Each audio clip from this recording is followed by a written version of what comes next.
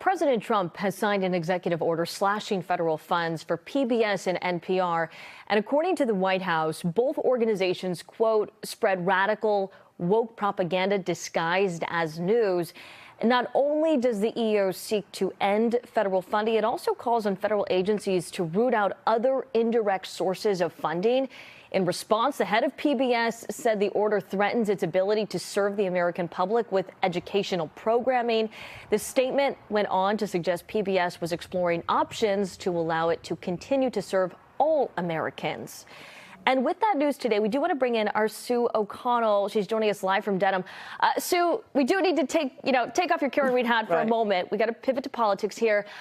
How much federal money is used to keep NPR and PBS running? And then, what will taking away this money do to these organizations? That's right, Priscilla. I ran into the building, so I'm not in Dedham anymore. But look, when you think about how much Americans spend on things, it's only $1.50 per person of our tax dollars, each person in the United States, that goes to public broadcasting. And public broadcasting gets about $535 million in federal funds annually. That's a lot. But for the actual operation for NPR, that's only 1% of their budget. And for PBS, it's more, 15%. But here's the trick. Not all stations are created equal. While big urban city stations may get 13% of federal funding to support their budget, it's the rural stations, and it's the stations in the states that voted Republican, the farmers. They're the ones who are really going to feel the pinch here, because some of them depend on government funding for up to 60% of their revenue. So any cuts are going to hit those rural and red state communities the hardest, where these stations provide essential education and emergency services, especially for weather emergency. Yeah, which is so important.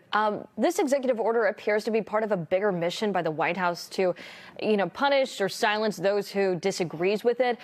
Whether it's Harvard, the Kennedy Center, or news organizations, is this a violation of free speech, or is Donald Trump within his rights as president here? So many of Trump's executive orders, and this is one of them too, it's unclear if any president, not just Trump, has the actual authority to control funding, federal funding, where it goes. That's Congress's jobs. Congress controls the purse string. So we'll see what happens here. But to the issue of what did Trump campaign on and how is he governing?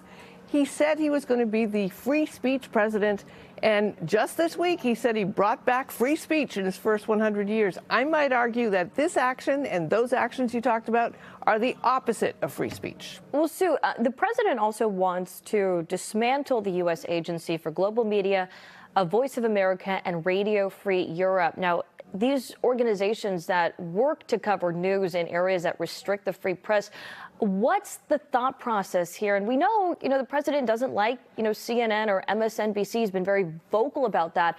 So why focus on these smaller public access newsrooms? So some of these organizations actually send American propaganda to places like Cuba and Russia. So you think we'd want to do this. But by dismantling them, he can chalk up several wins. He can say saving taxpayer money, slashing what he calls waste, and then he can silence speech. And then he can replace that free speech with speech that motivates his agenda and what some people might call propaganda. All right, Sue, thank you so much. Welcome, Priscilla. And thanks for making it into the newsroom. I ran in. I did. You ran so fast. I did. All right. Well, before we pivot here, we would like to add an important acknowledgement. Along with her work with NBC Boston, Sue is also a contributor to Boston's local public radio station, GBH.